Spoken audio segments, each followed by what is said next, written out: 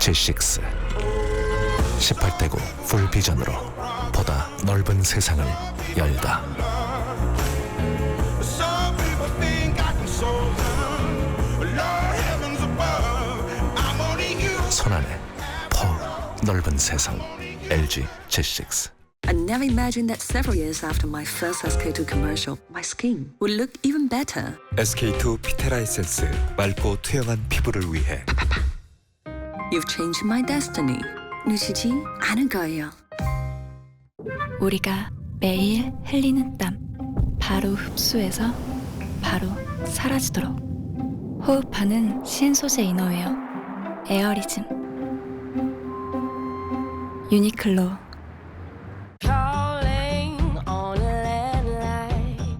이기는 사람은 늘 이기는 것 같아요. 마치 이기는 법을 아는 것처럼. 워너블. Volvic V-Dot. 결혼하면 바라게 될 거예요. 당신은 아무것도 안 했는데 늘 깨끗하게 지켜지는 침구. 시작부터 특별하게. 알레르망. 뉴질랜드 정부가 보증한 건강한 녹용 중에 정관장이 한 번 더 까다롭게 골라 천녹의 이름을 허락합니다. 이제 녹용에서 천녹으로 정관장 천녹. 우리 몸속에는 많은 세포들이 바이러스와 싸우고 있습니다. NK 세포도 그중 하나죠. 그래서 프로밀이 N1을 만든 거군요. 내 몸을 지키는 힘센 발효유 N1. NK에 주목합니다. 진짜 땀이 진짜 맛을 만든다. 오, 진기록이다. 진짜 맛있으니까. 역시 국대급이야. 화이팅! 격동의 한국 현대사를 살아낸 이 땅의 아버지와 아들들의 비애로운 삶. 세상은 무섭고 달아날 수 없는 곳이었다. 김훈 장편 소설 공터에서. 첨단 정보통신 기술이 정수기를 위해 뭘 할 수 있을까요? 반도체를 만들던 정교함으로 공기청정기를 만든다면 어떨까요?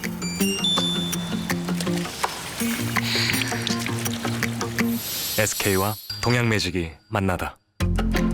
이 만남은 진짜 우리의 삶을 뒤바꿔 놓을지도 모르겠습니다. SK매직.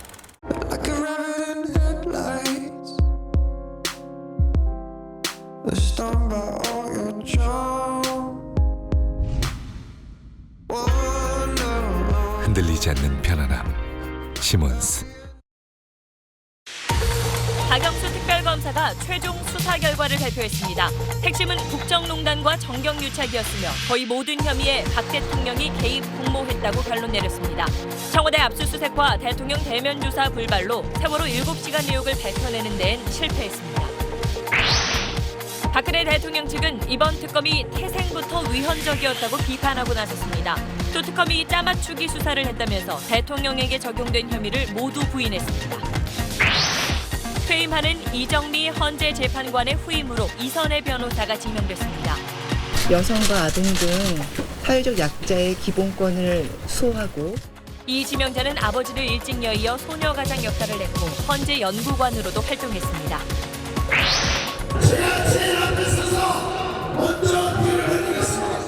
특검과 헌재 재판관들을 향한 탄핵 반대 단체들의 백색 테러 위험이 커지고 있습니다. 야구 방망이를 든 채 위협적인 발언을 일삼는가 하면 재판관 주소까지 공개하자 경찰이 내사에 착수했습니다. 최순실 씨 재산은 특검이 확인한 것만 245억 원에 달합니다. 국가 추징이 가능한지, 추징한다면 얼마나 할 수 있을지 사실은 코너에서 따져봅니다. 한국 기업과 상품을 겨냥한 중국인들의 사드 보복이 갈수록 격해지고 있습니다. 롯데 상품을 쌓아놓고 불도저로 깔아뭉개는 과격 시위까지 벌어졌습니다. 인터넷에선 롯데를 비난하는 동영상이 급속히 번지고 있습니다. 현직 경찰 고위 간부가 수백만 원짜리 VIP 건강검진을 무료로 받은 것으로 드러났습니다. 경찰서장 시절 자신이 담당하던 지역의 대학병원에서였습니다. 단독 취재했습니다. 북한이 탄도미사일 4발을 동해로 발사했습니다. 4발 모두 1000km가량 날아갔습니다. 세 발이 일본의 배타적 경제 수역 안에 떨어져 일본에도 비상이 걸렸습니다. 북한의 도발에 정부는 사드 배치를 조속히 완료하겠다고 밝혔습니다. 황교안 대행은 권한 대행이 된 뒤 처음으로 청와대에서 국가안전보장회의 상임위원회를 주재했습니다.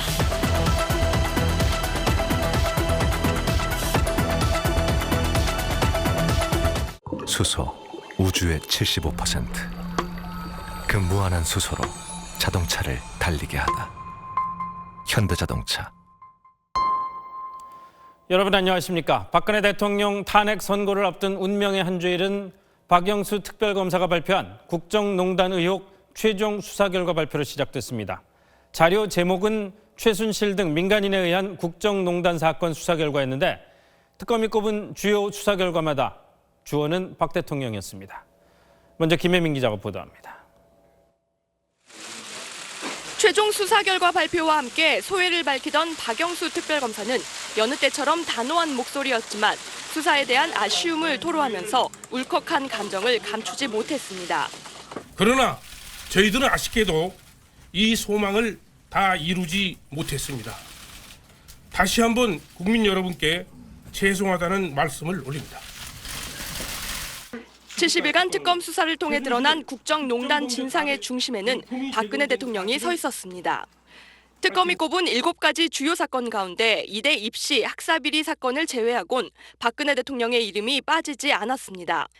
이재용 삼성전자 부회장의 뇌물죄 사건엔 최순실 씨와 430억 원대 뇌물수수 공모자로 삼성합병과 문학의 블랙리스트엔 최종 지시자로 지목됐습니다. 최순실 씨가 금융기관 인사나 미얀마 공적개발 원조 사업에 개입한 사건에도 박 대통령은 공모자로 적시됐습니다. 최 씨의 소개로 비선 진료를 한 김영재 원장이나 최 씨와 친분이 있는 사업체에 각종 특혜를 제공한 혐의도 포착됐습니다. 최순실 씨와 차명 전화를 개통해 한 라인을 구축했다는 정황도 나왔습니다.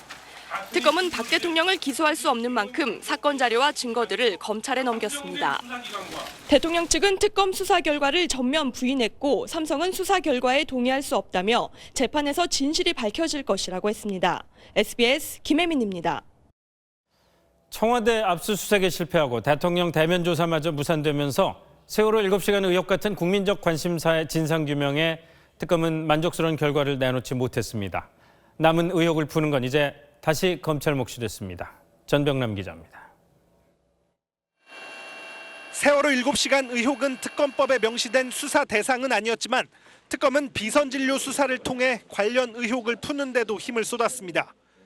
최순실 씨 단골병원의 김영재 원장이나 청와대 피부과 자문의 정기양 교수로부터 박근혜 대통령이 미용 시술을 받은 정황을 특검은 확보했습니다. 또 속칭 기치료나 주사 아줌마 등 비공인 의료인들까지 대통령 치료에 나선 사실도 확인했습니다. 다만 이들 비선 진료인들이 세월호 참사 당일 청와대에 출입했는지 진료에 나섰는지는 파악하지 못했습니다. 대통령 대면 조사나 청와대 압수수색이 불발로 끝난 게 가장 큰 걸림돌이었습니다. 시술을 받은 사실은 인정되나 세월호 침몰 당일이나 전날에 비선 진료나 시술을 받았는지 여부에 대해서는 확인할 수 없었습니다. 우병우 전 수석에 대해서도 특검은 각종 공무원 인사 개입 등 무려 8개 항의 11가지 범죄 혐의를 포착했지만 수사를 다 끝내지 못했습니다. 이런 못 다 푼 의혹들은 이제 검찰이 맡게 됐습니다. 검찰은 서울중앙지검 산하의 특수 1부와 형사 8부, 첨단 범죄 수사 2부를 중심으로 특별수사본부를 재정비해 가동에 나섰습니다. 특히 우 전 수석 관련 의혹은 첨수 2부가 사실상 전담합니다. 담당 부장검사가 우 전 수석과 별다른 인연이 없다는 점이 고려된 걸로 전해졌습니다. SBS 전병남입니다. 수사 결과에 대한 박근혜 대통령 측의 반응은 강경했습니다. 특검이 태생부터 위헌적이었다고 비판했습니다. 특검이 짜맞추기 수사를 했다면서 혐의를 모두 부인했습니다. 보도에 한승희 기자입니다. 박근혜 대통령의 변호인은 수사 결과 발표에 대한 입장문에서 특검의 정당성을 부인했습니다. 야당 추천만으로 구성돼 태생부터 위헌적이고 정치적인 특검이었던 겁니다. 무리한 짜맞추기와 표적 수사, 무차별적인 피의 사실 공표로 범법 행위를 자행했다고도 비난했습니다. 그러면서 대통령에게 적용된 혐의는 모두 부인했습니다. 삼성의 정유라 승마 지원, 미르 K스포츠재단 출연을 놓고 뇌물수수와 제3자 뇌물죄를 적용한 건 황당한 소설이라고 주장했습니다. 박 대통령이 이재용 삼성 부회장과 만나 승마협회를 맡아달라, 문화체육발전에 관심을 가져달라고 당부한 적은 있지만 정유라 씨나 재단을 언급하진 않았다는 겁니다. 삼성물산의 합병을 성사되게 하라는 지시도 하지 않았다고 밝혔습니다. 최순실 씨의 재단 운영 관여도 몰랐고 단 1원의 재산상 이익도 대통령은 취한 게 없다고 강조했습니다. 특검이 뇌물죄 성립을 위해 최 씨와 대통령을 경제 공동체로 묶은 것은 사실 왜곡이라고 비난했습니다. 김영재 원장에 대해선 김 원장의 성형 기술이 중동에 진출할 수 있는지 알아보라고 정호성 비서관에게 지시했지만 이후 경과를 보고받은 적은 없다고 밝혔습니다. 문학의 블랙리스트에 대해서도 지시나 보고를 받은 적이 없다고 거듭 부인했습니다. SBS 한승입니다. 법조팀 박상진 기자 나와 있습니다. 자, 박 기자. 특검 수사를 한 90일 정도 했잖아요. 그럼 뭐 밝히는 내용도 많고 또 소회도 적지가 않을 텐데 오늘 발표 보니까 20분도 안 돼서 금방 서둘러 끝낸 느낌이에요. 네, 그 일반적으로 검찰에서 수사 발표를 하면요. 네. 공식 발표문을 읽고 그다음에 취재진들과 질의응답 시간을 갖습니다. 그렇죠. 이제 질의응답 시간은 기자들이 기사를 쓰는 데 있어서 이제 배경 설명이라든지 네. 이제 뒷얘기들을 주로 해주는 건데 오늘 특검 발표문만 해도 100페이지에 달하는 정도 상황이기 때문에 특검도 아마 할 말 많았을 텐데요. 네. 근데 특검이 뭐 수사 발표문만 간단히 읽고 질의응답을 하지 않고 퇴장을 한 것은 예, 아마도 탄핵 심판을 의식한 것으로 보입니다. 지금 이제 탄핵 심판이 오늘 10일이네, 오늘 13일이네 그렇죠. 하고 있는 지금 상황이기 때문에 그에 앞서서 저 특검에서 박근혜 대통령 혐의가 이렇다 저렇다 이렇게 이야기한 거는 이제 오해를 자칫하면 살 수도 있기 때문에 그런 부분을 조심한 것 같습니다. 그리고 수사 결과 발표가 특검이 끝난 다음 며칠 지난 다음에 오늘 하게 된 이유도 오늘 특검이 언급을 했죠. 네, 특검법상의 그 수사 발표 날짜가 정해져 있지는 않습니다. 네. 근데 이제 이례적으로 오늘 발표를 하면서 앞서서 좀 늦어진 이유를 특검이 설명을 했는데 네. 이제 수사가 끝나기 하루 전에 연장이 이제 무산이 되면서 기록 검토라든지 아니면 기소 절차 부분이 좀 늦어져서 시간이 좀 걸렸고 그리고 이제 특검법상 수사가 끝나면 청와대하고 국회에 이제 보고를 하게 돼 있는데 그 부분에 준비하느라 좀 시간이 걸렸다. 네. 이렇게 설명을 했습니다. 근데 이제 이 부분도 탄핵 심판과 연관지어서 또 해석이 됩니다. 이제 왜냐하면 청와대 측에서는 특검에서 지난달 28일 날 수사 다 끝내놓고 네. 탄핵 심판에 영향을 미치려고 계속 시간을 끌고 있다. 네. 이런 식으로 계속 의혹을 제기했었거든요. 네, 그렇죠. 그래서 이제 특검 입장에서는 그런 의혹 부분도 불식을 시키고 이런 내용들이 계속 확산되는 부분을 막기 위해서 애초에 차단하기 위해서 이런 얘기를 꺼냈던 것 같습니다. 네, 지금 언급한 대로 청와대 쪽에서는 특검의 수사 결과 발표가 탄핵 심판에 영향을 미치려는 의도다. 뭐 이런 주장을 계속 해왔는데 정작 얘기를 들어보니까 청와대 행정관이 지금 현직 청와대 행정관이 태극기 집회 단체하고 연락을 계속 주고받은 정황이 또 드러났다고 그러더라고요. 네, 그 특검에도 한번 소환이 됐던 사람이긴 한데요. 예, 청와대 정무수석실 허현준 행정관이 네. 지난해 1월부터 최근까지 이 친박 보수단체하고 전화통화 아니면 문자메시지 이런 연락 등을 꾸준히 주고받았다 이렇게 알려졌습니다.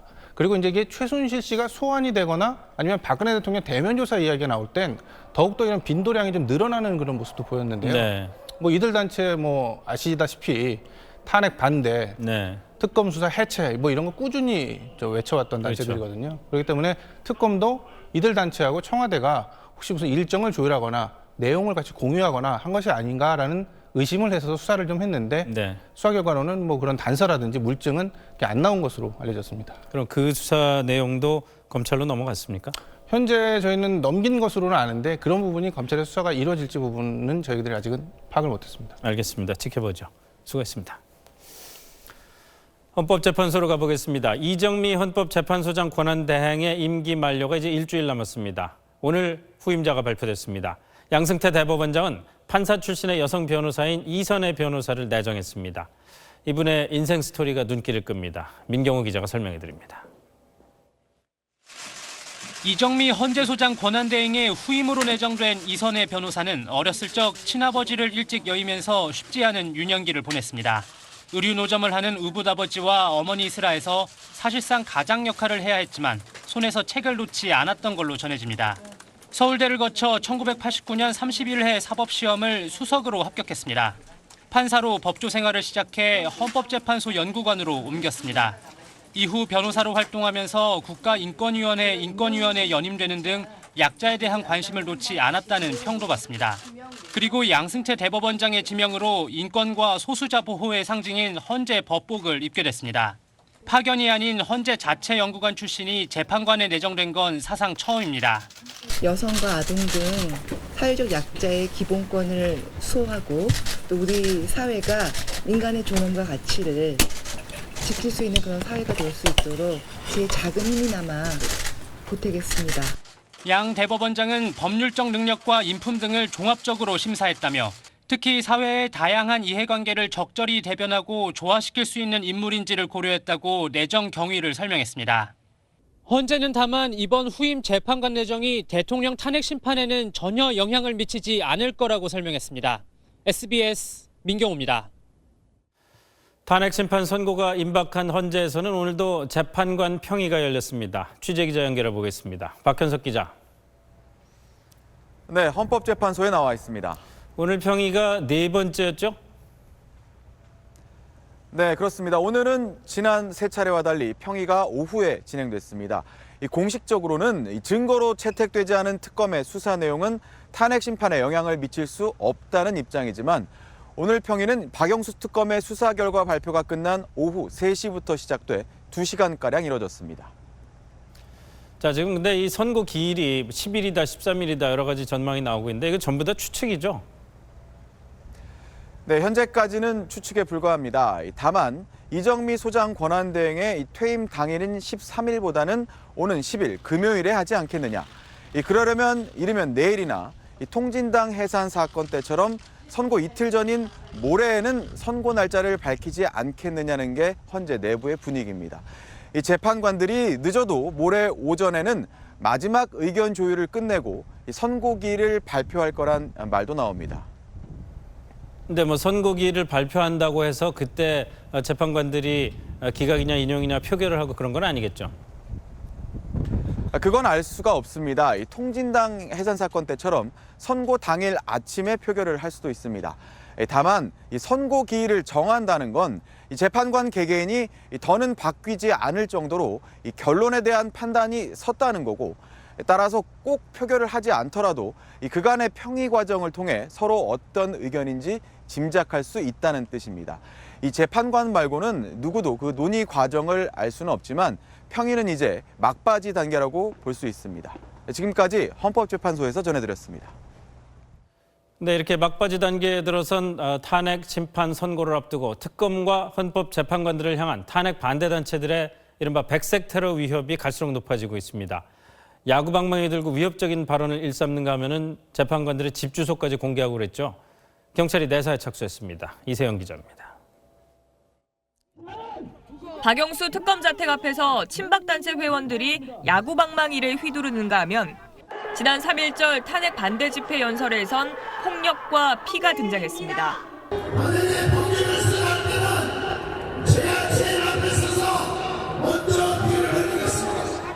이들은 인터넷 방송을 통해 이정미 헌재 재판관의 집 주소를 공개하기도 했습니다.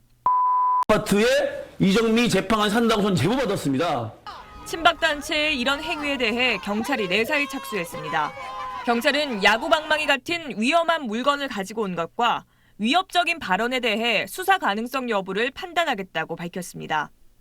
또 재판관의 주소를 공개한 것은 개인정보보호법 위반 소지가 있다고 덧붙였습니다.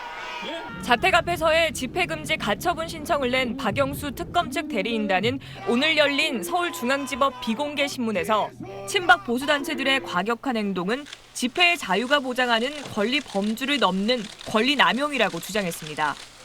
하지만 친박단체는 표현의 자유로 봐야 한다며 강하게 반발했습니다.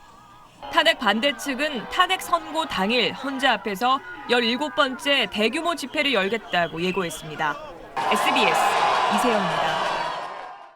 네, 지금부터는 최순실 씨와 일가의 재산 문제에 대해서 좀 알아보겠습니다. 최 씨 일가는 지금까지 알려진 서울 강남 일대 부동산뿐만이 아니라 투자 가치가 있을 만한 땅은 어디든지 찾아가서 뭉텅이로 사들였습니다.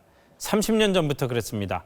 넓은 땅을 담보로 대출을 받고 그 돈으로 또 개발 호재가 있는 곳을 사는 식으로 엄청난 부를 축적한 걸로 보입니다. 특별 취재팀 최우철 기자가 취재했습니다. 비닐하우스와 하천 사이로 넓은 공터가 눈에 들어옵니다. 공장 용지를 포함한 이곳 14필지의 면적은 3만 7천여 제곱미터. 축구장 5개가 넘는 면적입니다. 아무것도 안 해요 지금. 그전에 지는 따로 있어 이런데 이 지는 따로 이 지는 따로. 건물과 땅 주인은 최순실 씨의 언니인 순득 씨 부부. 그분들은 뭐 여기 안 와요. 안 하는 지가 벌써 한 몇 년 돼요. 아 그래요? 근데 그분들은 뭐 여기 어떻게 매입을 해놓으신 건지. 벌써 그거는 30몇 년 전인데. 첫 매입 시기는 30여 년 전인 1986년 9월입니다. 별다른 부동산이 없던 최 씨 가족이 전국 곳곳에 땅을 사들이던 시기입니다.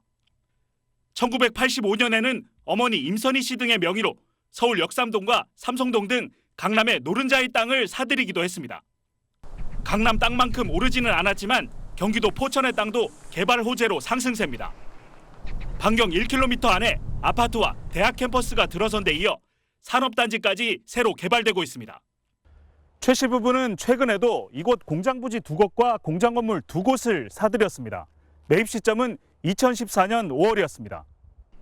이렇게 진입로와 하천, 공장 용지까지 모두 갖춘 이 땅은 현재 공시지가만 30억 원이 넘습니다. 특검 수사 결과 최순실 씨 일가의 재산 2,730억 원 가운데 80% 넘는 2,200억 원 가량이 부동산으로 불린 재산으로 나타났습니다. SBS 최우천입니다.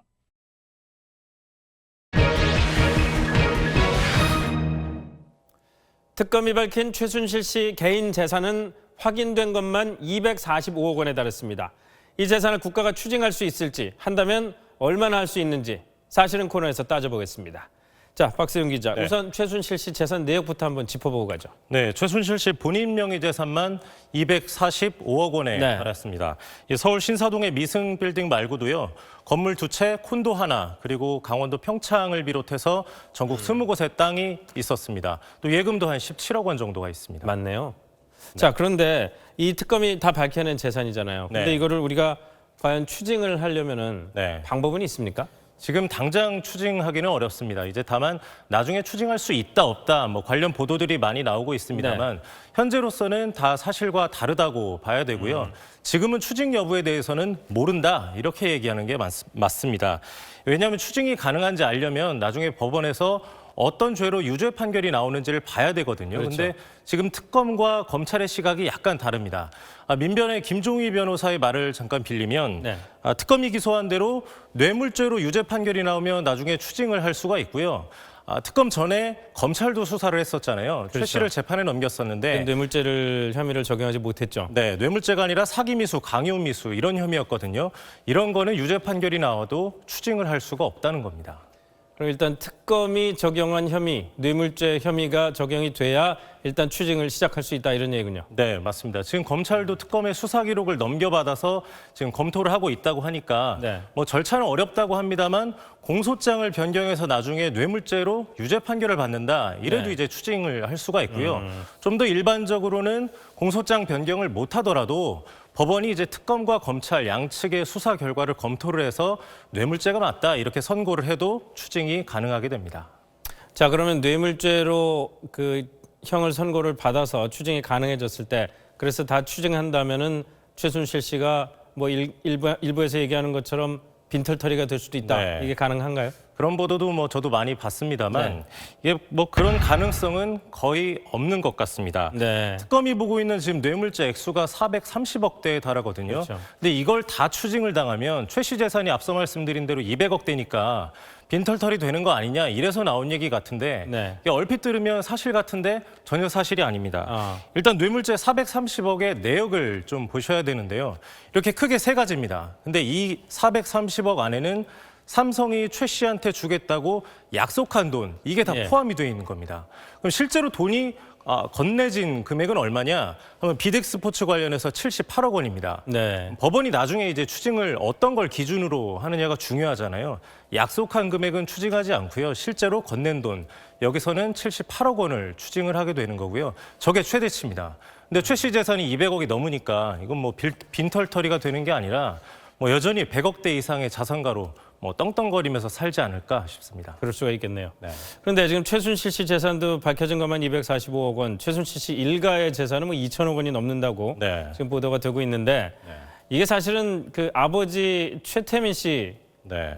그 벌어들인 돈 갖고 종잣돈을 이용을 해서 벌어들인 거라고 생각을 할 수가 있잖아요. 네, 그럴 근데 이거는 가능성이 뭐 높죠. 어떻게 뭐 그걸 가져가거나 그럴 네. 방법은 없는 거 아닙니까? 네, 뭐 특검이 밝힌 최 씨 일가의 재산 2,730억 원인데요. 예. 이미 최태민 목사가 숨진 지가 20년이 넘었기 때문에 그렇죠. 뭐 시효 문제도 있고 해서 추징한다고 하는 건 불가능하고요. 현실적으로는 특별법을 제정하는 거 말고는 방법이 없는 것 같습니다.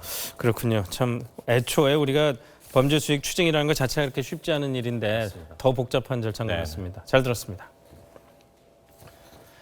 경찰서장이 관내병원에서 300만 원짜리 VIP 건강검진을 공짜로 받은 사실이 뒤늦게 드러났습니다. 자기가 일부러 요구해서 받은 겁니다. 잠시 뒤에 전해드립니다.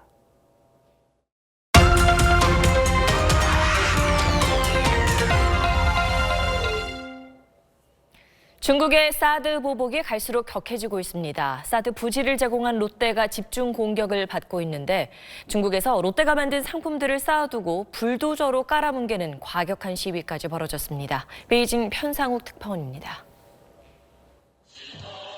중국 국가가 울려 퍼지는 가운데 중국 국기를 든 사람들이 올라탄 불도저가 쌓인 물건들에 다가섭니다.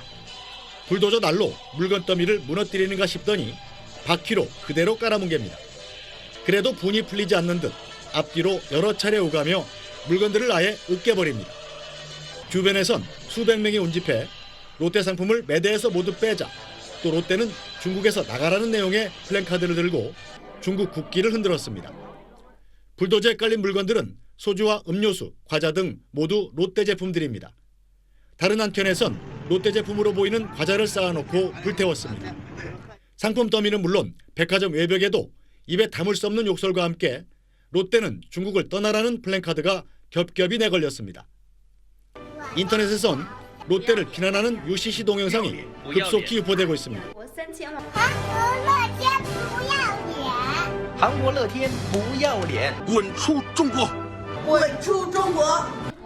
베이징 한복판의 백화점에선 한국산 화장품 매장의 판촉 행사를 방해하는 소동도 벌어졌습니다.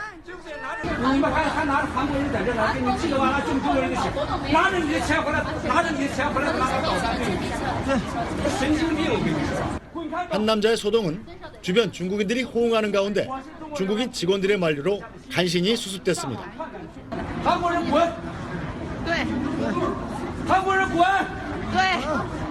지린성에선 한국인은 꺼지라거나 한국산 불매운동은 아부트하자는 등의 표어를 붙인 차량 시위가 벌어졌습니다. 사드에 대한 보복 조치가 롯데뿐 아니라 전반적인 반한 감정으로 번질 기미를 보이면서 중국에 사는 한국인들의 불안감도 점차 커지고 있습니다. 베이징에서 SBS 편사옥입니다. 꼭 1년 전 중국의 한 화장품 회사는 포상 관광 명목으로 직원 6천 명을 보내 인천 월미도에서 치맥 파티를 즐겼습니다. 해마다 우리나라에 직원 포상 휴가를 보내겠다고 협약까지 맺고 돌아갔지만 지금은 감감무소식입니다. 이렇게 중국 기업들의 포상 관광은 물론 단체 여행도 잇따라 취소되면서 수도권 호텔이 텅 비어가고 있습니다. 권혜래 기자입니다. 월미도의 한 거리를 몽땅 메웠던 중국 아오란 그룹 직원 6천 명의 지난해 모습입니다. 올해 재방문을 약속했지만 성사가 불투명합니다. 다음 달 4천 명이 들어온다던 코우천 그룹은 어제 일정을 취소했고 12,000명이 오기로 한 유더 그룹도 연기 의사를 밝혔습니다. 중국 투숙객 비중이 높은 수도권 호텔들은 비상이 걸렸습니다. 이 호텔에 오늘 하루 접수된 취소 신청서입니다. 400객실의 예약이 취소돼 이달치 중국인 숙박은 모두 사라졌습니다. 완전 전무하게 된 거예요. 사소한 것까지도 작은 것까지도 다 완전 취소. 지금 완전 중국 관광객으로 참 누가됐어요. 중국 여행사 홈페이지들에선 한국 단체 상품이 사라졌고 롯데호텔은 검색조차 되지 않습니다. 지난해 사드 배치 결정 전에 인천항으로 들어오겠다고 신고했던 중국발 크루즈는 모두 115척, 33만 명 규모에 이르렀습니다. 그러던 것이 올 초에 3분의 2 수준으로 급감했고 오늘 기준으로 3분의 1 토막이 났습니다. 중국 관광객을 주로 상대해온 여행업체들은 하소연할 곳도 찾지 못한 채 냉가슴만 앓고 있습니다. SBS 권혜리입니다. 서울 관광의 중심지 명동에서도 한숨소리가 흘러나옵니다.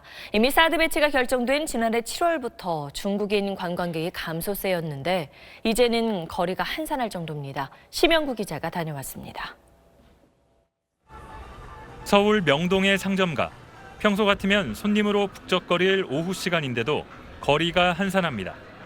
1년 전 중국인 관광객으로 가득했던 화장품과 의류 매장 상당수가 지금은 직원들이 더 많아 보입니다. 예전에 주말 되고 하면은 관광객들 많이 기다려주고 했는데 지금은 두려워요. 무섭고 불안하죠. 잠이 안 올 정도로. 관광객들이 줄을 서서 돈을 바꾸던 환전소도 울상입니다. 줄이 줄었는데 얼마 풀어주면 뭐 카드가 붙다네. 매출이 줄면서 임대료를 감당하지 못해 폐점하는 업체도 늘고 있습니다. 중심가에서 골목에 접어들면 이렇게 문을 닫은 상점을 어렵지 않게 찾아볼 수 있습니다. 경기도 엔더보다 안 좋은 게 사실이죠. 뒤집어 버릴 수도 있어. 사드 배치가 결정된 지난해 7월 이후로 중국인 관광객은 이미 감소세였는데 앞으로가 더 걱정입니다. 중국에서 우선 이렇게 한국으로 전세기를 못 들게 하잖아. 사드 정말 많이 심해집니다. 내수 침체에다 중국인 관광객 감소까지 이어지면서 서울의 대표 상권 명동의 한숨이 커지고 있습니다. SBS 심영구입니다. 경제부 정호선 기자와 중국의 사드 보복 더 알아봅니다.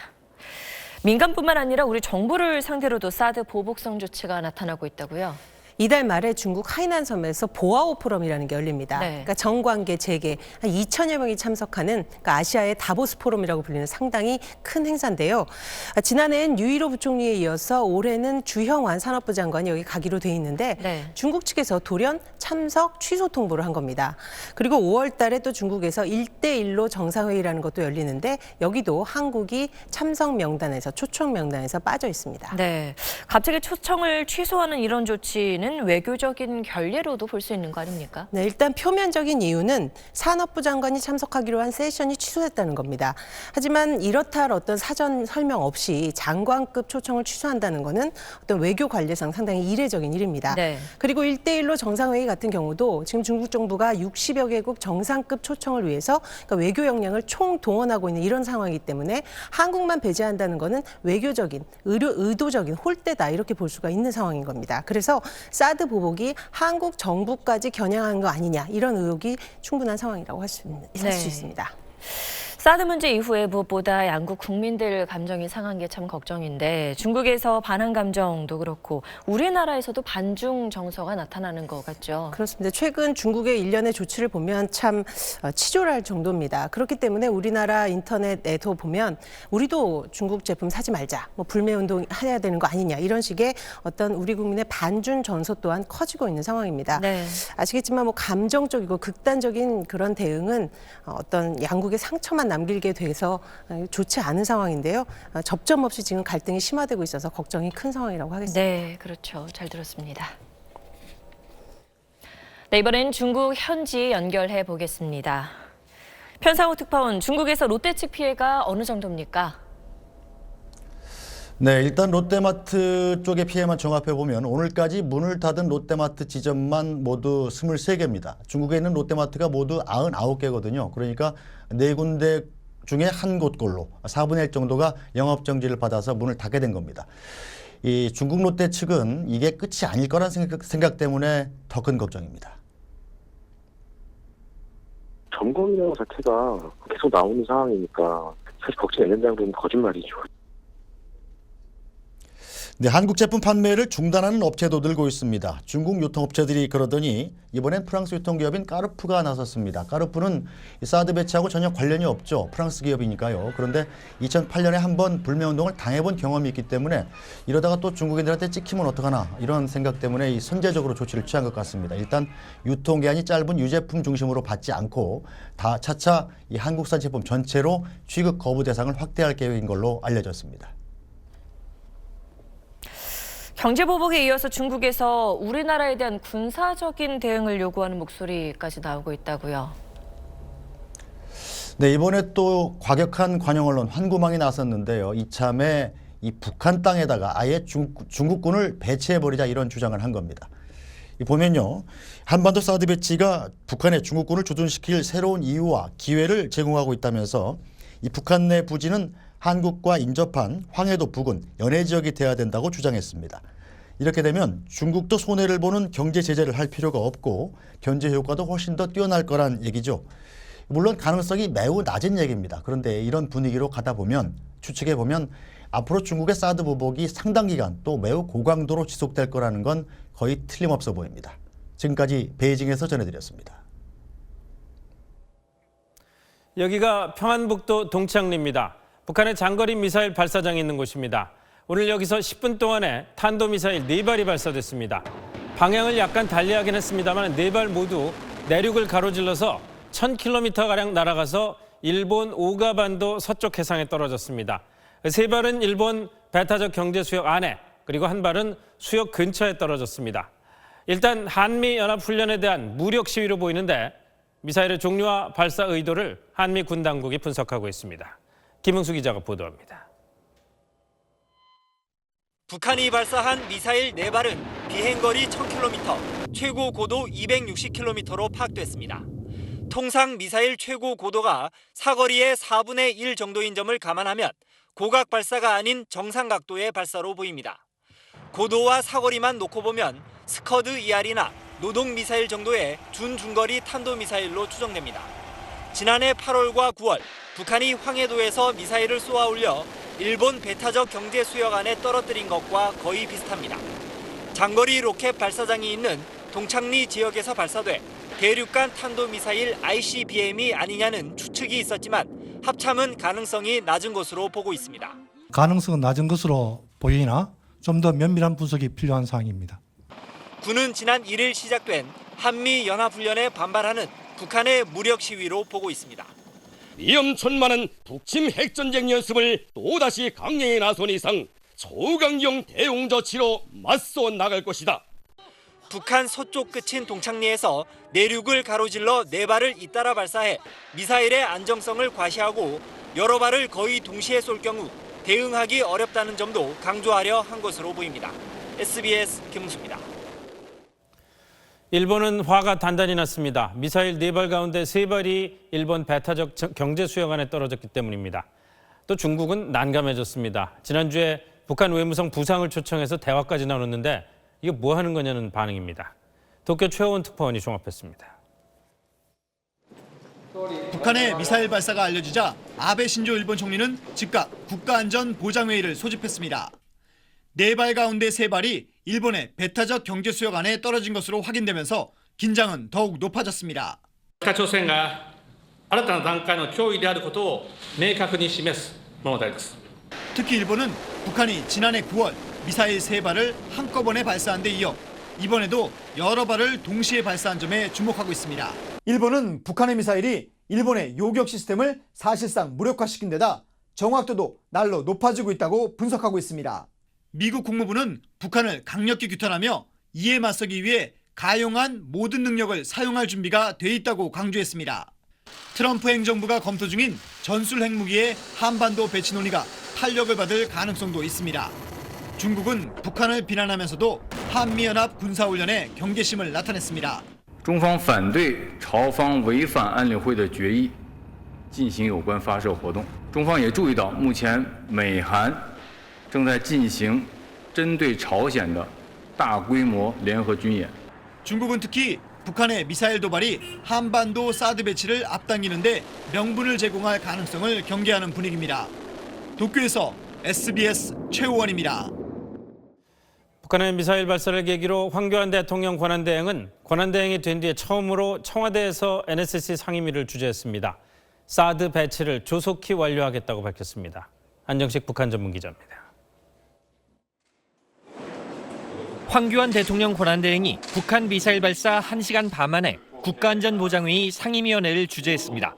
회의에서는 사드의 조기 배치가 강조됐습니다. 주한미군 사드 배치를 조속히 완료하여 북한의 핵미사일에 대한 방어 체계를 갖추는 동시에 황 대행은 미국이 핵 우산뿐 아니라 재래식 전력까지 총동원해 우리에게 억지력을 제공하는 개념인 확장 억제를 실효적으로 강화하는 방안도 적극 추진하겠다고 밝혔습니다. 황 대행이 지하벙커인 청와대 국가위기관리 상황실에서 NSC 상임위를 주재한 것은 권한 대행을 맡은 뒤 처음입니다. 정부의 규탄 성명도 이어졌습니다. 도발을 계속 감행한다면 스스로 몰락의 길로 접어들게 될 것임을 북한이 감내할 수 없는 대가를 치르도록 할 것이다. 윤병세 외교부 장관은 기시다 일본 외무상과 통화를 통해 대북 공조 방안을 논의했고 한미일 육자회담 수석 대표들도 긴급 협의를 가졌습니다. 김관진 국가안보실장도 미국의 맥마스터 국가안보 보좌관과 통화하는 등 한미일 대북 안보 관련 당국자들이 긴밀하게 움직였습니다.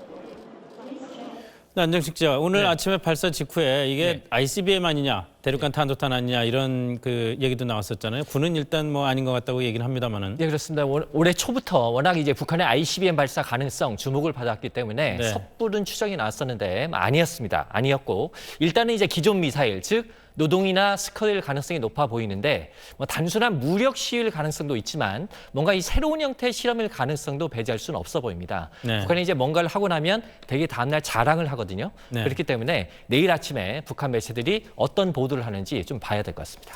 한 번 더 봐야겠네요. 근데 뭐 스커드라든지 노동이면은 뭐 단거리, 중거리 이 정도기 때문에 이제까지는 그 정도 쏴가지고는 우리 정부의 대응이 오늘처럼 막 긴박하고 그러지 않았는데 오늘 뭔가 좀 달랐어요. 예, 그렇습니다. 뭐 앞서 보도에서 보셨듯이 뭐 NSC 상임위, 국방부, 외교부 성명, 뭐 한미일 간 외교안보 라인 전화 통화 그래서 굉장히 긴박하게 움직였습니다. 그러니까요. 그만큼 북한 미사일에 대한 체감도가 높아졌다라는 반증이겠죠.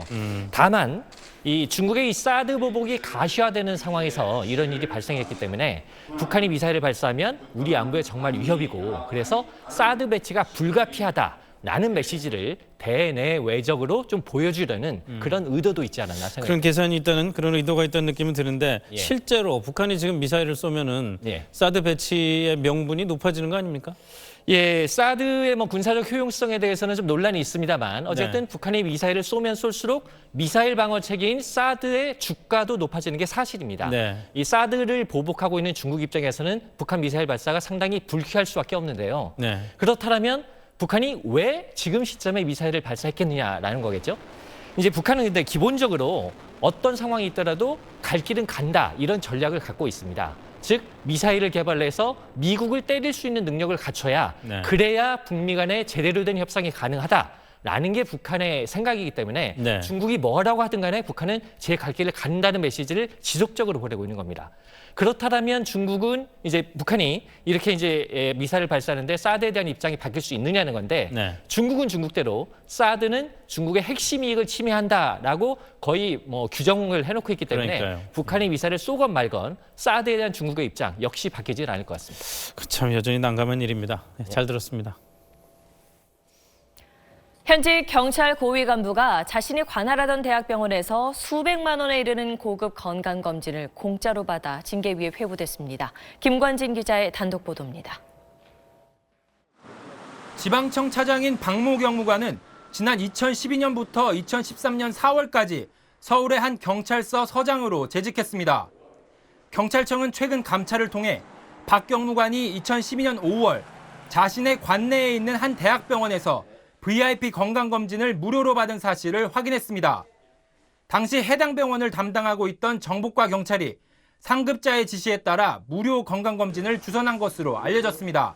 요청이 들어와서 자기들은 그 지시를 받고 다리를 놨다. 해당 대학병원의 VIP 건강검진은 6시간 반 동안 진행되는데 비용만 360만 원에 달합니다. 직접 아시는 분은 없으신 건가요? 지금 근무한 지가 언제 얼마 안 된지 모르겠어요. 경찰청은 박 경무관에 대해 중징계 의견으로 국무총리 산하 인사혁신처에 넘겼습니다. 박 경무관은 취재진과의 통화에서 자신은 모르는 일이라고 부인했습니다. 누가 그런 얘기를 합니까? 전혀 모르겠는데요. 전혀 모르는 사실이세요? 그러니까 누가 그런 일이 저는 모르겠다니까요. 박 경무관에 대한 징계는 인사혁신처 징계위원회를 통해 조만간 결정될 예정입니다. SBS 김관진입니다. 애완용으로 인기가 높은 앵무새 알을 밀수한 사람들이 붙잡혔습니다. 공항 감시망을 피하려고 식빵 사이에 앵무새 알을 끼우거나 통조림통에 넣어 들여오기도 했습니다. 김기태 기자입니다. 창고를 가득 채운 새장 안에 형형색색의 새가 들어있습니다.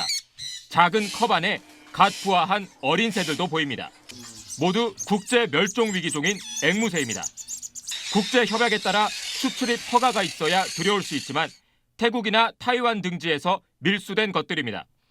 다 큰 앵무새는 마취해 가방 안에 숨겨 들여왔습니다. 앵무새 알은 솜을 깐 과자 깡통 속에 넣어 들여오거나 보시는 것처럼 식빵 속에 넣어서 숨긴 상태로 그대로 밀반입했습니다. 공항을 통과하는 과정에서 적발이 거의 되지 않았고요. 실제로 190회가 넘는 현지 브로커와 거래를 하면서 단 1회 적발된 적이 있을 뿐입니다. 몰래 들여온 알은 자택이나 양식장에서 부화시켰습니다.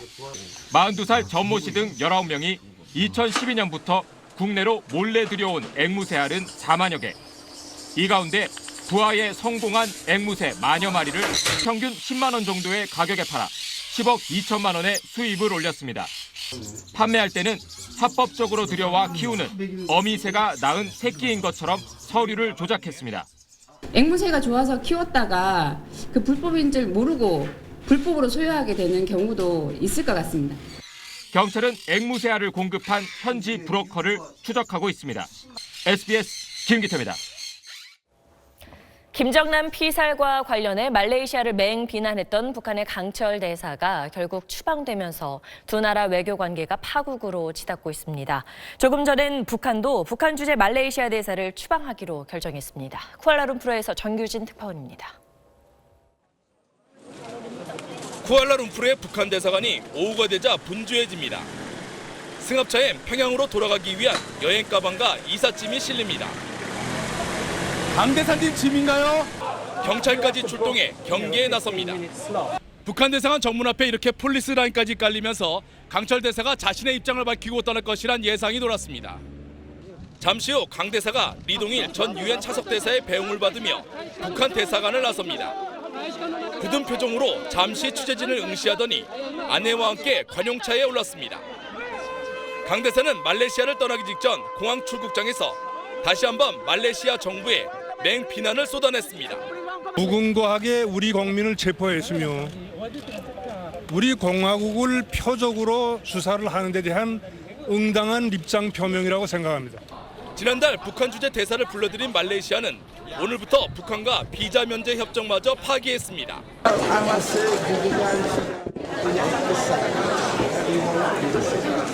또 오늘 28일 평양에서 예정된 북한과 아시안컵 최종 예선 경기에 자국 대표팀의 출전을 금지하며 북한과 관계 단절 작업이 계속될 것임을 예고했습니다.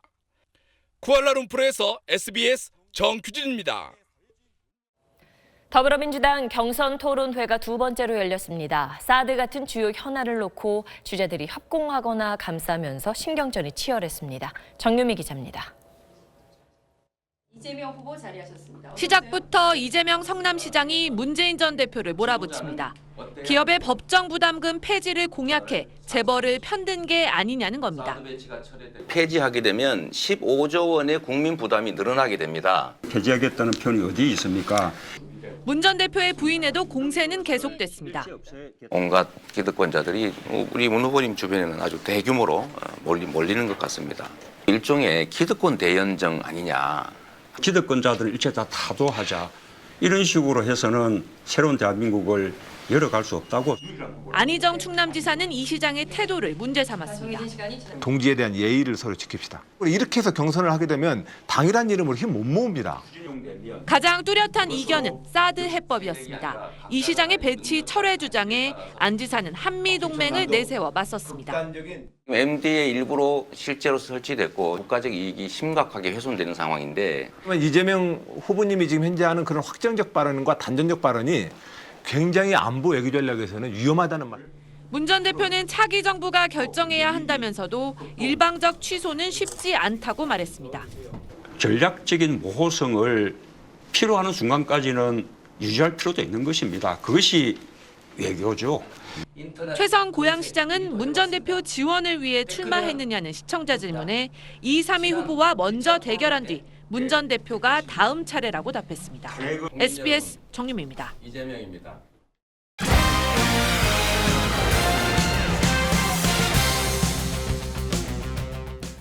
안녕하십니까. 스포츠 뉴스입니다. 배추밭에서 스노보드를 시작했던 배추보이 이상호 선수가 어제 월드컵에서 역대 최고 성적인 은메달을 따냈습니다. 사상 첫 올림픽 메달 획득이 정말 가시권에 들어왔습니다. 소환욱 기자입니다. 지난해 12월 월드컵에서 깜짝 4위를 차지해 평창올림픽 유망주로 떠오른 이상호는 삿포로 동계아시안게임에서도 2관왕을 달성하며 상승세를 탔습니다. 2주 만에 출전한 이번 월드컵에서는 사상 첫 은메달을 따내며 한층 물오른 경쟁력을 증명했습니다. 특히 최악의 컨디션에도 세계적 선수들이 총출동한 대회에서 값진 성적을 거둬 의미가 더욱 큽니다. 여기 와서 하루에 막 커피를 3번씩 하려고 그랬어요. 뭐 컨디션이나 그런 게 좋은 상황은 아니었는데 좋은 결과를 내서 너무 기쁩니다. 이상호의 주 종목인 평행대회전은 예선 기록 순으로 16명을 출연한 뒤 토너먼트 방식으로 우승자를 가립니다. 종목 특성상 빠른 속도와 턴 기술, 그리고 강한 정신력이 필수적인데 이상호는 이 3박자를 모두 갖췄다는 평가를 받고 있습니다. 스피드를 아주 잘 붙입니다. 이제 가속 구간이 아주 뛰어난 거죠. 이 멘탈도 어떤 선 세계 어떤 탑랭커부터도 크게 멘탈이 흔들리지는 않습니다. 이상호는 오는 14일 세계선수권에서는 더 높은 곳을 정조준하고 있습니다. 다음 세계선수권에는 이제 몸 상태를 최상으로 만들어서 더 좋은 결과 내도록 해야죠. 함께 나선 최보구는 동메달, 김상겸도 4위를 차지하며 기대감을 높였습니다. SBS 소환욱입니다. 프로축구 K리그가 출발부터 뜨겁습니다. 팀을 옮긴 이적생들의 화끈한 골잔치에 명승부가 펼쳐지면서 팬들을 열광시켰습니다. 김영렬 기자입니다. 올 시즌을 앞두고 새 옷으로 갈아입은 이적생들이 개막전에서 나온 13골 가운데 60%가 넘는 8골을 뽑아내며 화려하게 날았습니다. 최고의 신고식은 전북 김진수가 했습니다. 독일 생활을 접고 돌아온 김진수는 K리그 데뷔전에서 그림 같은 프리킥으로 잊지 못할 1호 골을 장식했습니다. K리그에서만 6번이나 둥지를 옮긴 전임맨 이근호는 이번엔 강원도의 힘을 보여줬습니다. 발로 머리로 한 골씩 뽑아내며 어디에서도 변함없는 골 감각을 과시했습니다. 공식 개막전이었던 슈퍼매치도 이적생들의 잔치였습니다. 일본에서 수원으로 옮긴 김민우가 선제골을 뽑았고 수원에서 라이벌 서울로 이적한 이상호가 동점골을 터뜨리며 친정팀을 아프게 했습니다. 좀 더 경기에 집중을 하고 좀 더 열심히 하다 보니까 이적생들한테 좋은 기회가 많이 오는 것 같아요. 드라마 같은 명승부가 팬들을 웃기고 울렸습니다. 종료 직전에 터진 전북 김신욱의 극장골을 비롯해 개막 6경기 중 3경기의 승부가 후반 40분 이후에 갈렸습니다. 10만 명에 가까운 역대 개막전 최다 관중이 몰린 가운데 겨우내 움츠린 K리그가 힘차게 기지개를 켰습니다. SBS 김영렬입니다. 꽃샘추위가 기승을 부리고 있습니다. 밤사이엔 기온이 더 떨어지겠는데요. 내일 서울의 아침 기온은 영하 5도로 오늘보다 2도가량 낮겠고 한낮에도 3도에 머무는 등 추위의 기세가 매섭겠습니다. 이번 추위는 모레까지 이어지다가 목요일부터 풀리겠습니다. 또 밤부터 내일 아침까지 곳곳에 눈 소식이 있습니다. 경기 남부와 충청, 남부 내륙을 중심으로 1에서 3cm가량의 눈이 예상되고요. 서울 등 그 밖의 중북부 지방에선 산발적으로 눈이 날릴 수 있겠습니다. 내일 오전부터 날이 차츰 개겠지만 찬바람은 계속 강하게 불겠고요. 중부지방의 한낮 기온은 5도를 밑돌겠습니다. 남부지방의 낮 기온은 전주가 3도, 대구 6도로 오늘보다 3, 4도 낮겠고 영남을 중심으로는 메마른 날씨가 이어지겠습니다. 내일 아침 눈비가 그친 뒤로는 당분간 맑은 날들이 이어지겠습니다. 내셨습니다. 오늘 최순실 씨 재산 환수 가능성을 뉴스로 다뤄봤습니다마는 범죄 수익을 환수하는 일은 생각보다 쉽지가 않습니다. 지난 2015년까지 5년간 환수율만 봐도 고작 0.28%입니다. 가장 큰 이유가 엄격하고 포괄적인 법이 없다는 겁니다. 세월호 참사가 벌어지고 나니까 유병헌법 만들고 전두환 전 대통령이 추징금 안 내니까 또 특별법 만들고 이번에도 최순실 법안이 발의됐습니다. 이런 늑장 대처로는 뒷북만 칠 수밖에 없습니다. 뉴스 마치겠습니다. 고맙습니다.